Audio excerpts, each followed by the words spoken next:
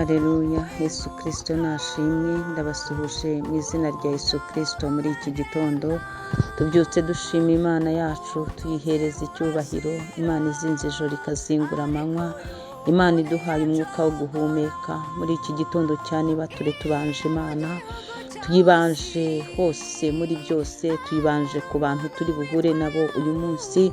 Tubyutse tubanza Imana mu mirimo y'amaboko yacu, tubanje Imana mu rubyaro rwacu ku bana bacu, tubanje Imana mu rushako, tubanje Imana mu byo tugerageza gukora byose ngo idushyigikire.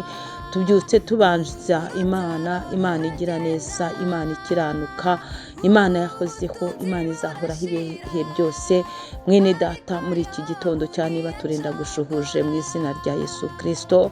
Ndakwinginze ngo ubanze Imana, wowe tubana buri gitondo mu mwanya wa nibature, wowe uri hano mu mujyi wa Kigali, abari mu ntara, abari hanze y'igihugu cyacu ku migabane itandukanye, bakristo bitorere Elayono Mountain Church mu Rwanda. Yesu Kristo ashimwe.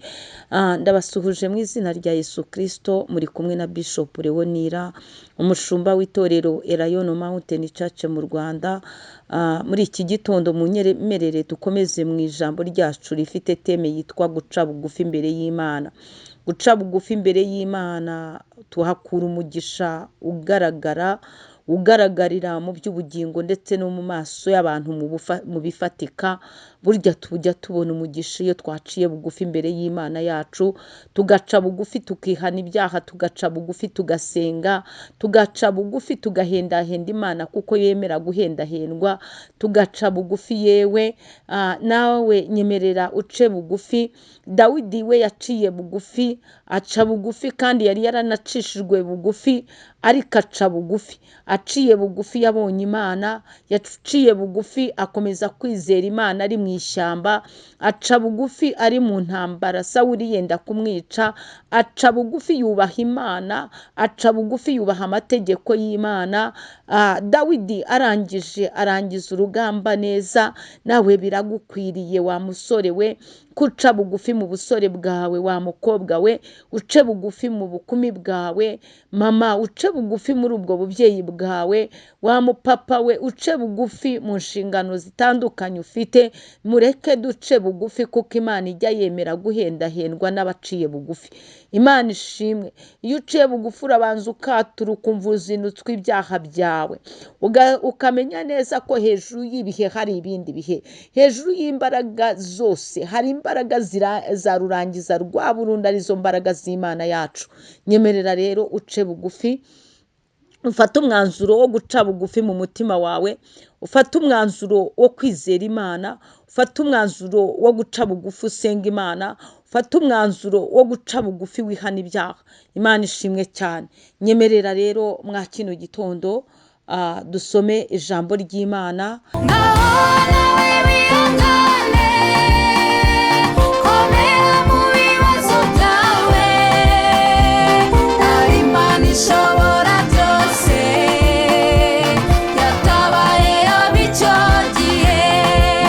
Igitabo cya kabiri cy'Ingoma, bice 32, dusome umurongo wa 26. Ni inkuru, titre y'ijambo handitse ngo Hezekiya atakambira Imana ibakiza Senekeribu. Imana ishimwe cyane. Senekeribu ni umwami wa Ashuri.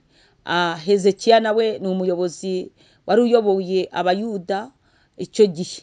Noneho umwami wa Ashuri agambirira kubagirira nabi cyane, agambirira kubica, arabigambirira. Ariko Hezekiya ayicisha bugufi imbere y'Imana ye, ayisaba yuko imurwanirira ikamukiza.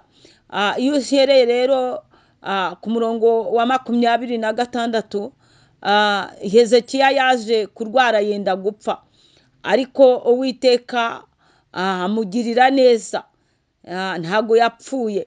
Hanyuma 24 niho iryo jambo riri. 25 handitse nguki ngo ariko Hezekiya ntiyitura ubuntu yagiriwe, kuko yiyogeje mu mutima we. icyo nicyo cyaha Hezekiya yakoze nyuma ya kwa kurwara, nyuma ya za ntambara, ngo nicyo cyatumye uburakari bumubaho we n'abayuda n'abisiraheli. 26 aho navuze ko turi busome, aho dutinda cyane. Hezekiya abibonye yicisha bugufi, yihana ubwibone bwo mu mutima we ubwe n'abaturage b'i Yerusalemu, bituma uburakari bw'Uwiteka butabageraho ku ngoma ya Hezekiya. Imana ishimwe cyane. Iki gitondo nakubwiraga ngo guca bugufi imbere y'Imana ni ukwihana. Guca bugufi imbere y'Imana ni ukureka ibibi. Guca bugufi imbere y'Imana ni ukuva mu byaha ugahinduka umukristo wakijijwe. Niyo mpamvu umuririmbyi w'108 aravuga ngo ngende umukristo wo mu mutima. Urebeye inyuma Hezekiya ntabwo ari bumenye ko yacumuye icyo cyaha cy'ubwibone bwo mu mutima. Uwiteka yarebye kikamurakaza, akagambirira yuko abahana. Ariko ngo Hezekiya n'abaturage be ngo bicishije bugufi rata. Hezekiya akora ikintu gikomeye, ngo yihana ubwibone bwo mu mutima. Imana ishimwe cyane. Ntago nzi nawe muri iyi minsi mama, ntago mbizi nimba ubwibone bwo mu mutima butaragushengabaje. Shobora kuba ugenda witwa umukristo ariko wuzuye ubwibone bwo mu mutima. Nimba rero wuzuye ubwibone bwo mu mutima, umenye kuri umunyabyaha rwose Uwiteka atakwishimira. Iki gitondo nuce bugufi mu mutima wawe, wihane, kuko na Hezekiya yari umwami, yayoboraga abayuda n'abisiraheli. Kandi usomye ijambo rirakubwira ngo Hezekiya yari atunze cyane rwose. Hezekiya yari umukire, ariko ibyo kuba ari umwami, ibyo kuba ari umukire atunze afite ibintu byinshi, ntabwo ibyo ngibyo byakanze Uwiteka. Uwiteka yagambiriye kubita, agambirira kubahana. Ariko ngo Hezekiya bibonye, Imana ishimwe, cyamukagira amaso mazima yo kureba ibyo Uwiteka Imana yanga. Ngo Hezekiya yarabibonye, ngarangije wafata umwanzuro, yicisha bugufi arihana, yihana ubwibone bwo mu mutima we.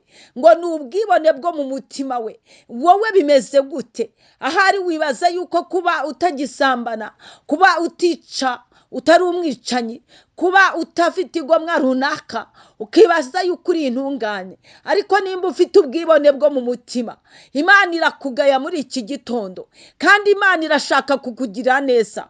Niwihane rero uce bugufi. Wowe urikakaza cyane, wigize igitangaza, uziko ibintu byose ari wowe ubishoboye, uziko ibintu byose ubibashije, nyamara utunzwe n'ubuntu bw'Imana. Imana igucomoye uwo mwuka uhumeka, ibyawe byaba birangiye. Nyuma y'umunsi umwe waba wabaye umunuko, iminsi ingahe yagera inyo zikajoga umubiri wawe. Nagira ngo nkubwire, wibuke ko utunzwe n'ubuntu bw'Imana. Ayiwe, ijambo ryakubwiye ngo Hezekiya ngo ntago yigeze yibuka kwitura, ntiyitura ubuntu yagiriwe kuko yiyogeje mu mutima. Nawe ugomba kwitura Imana ubwo buntu wagiriwe n'Imana, ukaba utunze, ukaba uri amahoro, ukaba ugenda bikemera. Nta kindi Imana ishaka kuyitura uretse guca bugufi ko mu mutima wawe, ugasenga Imana ukihana. Nta kindi Imana ishaka kuyitura uretse gukora ibyo gukiranuka, uretse kugambirira neza mu mutima wawe,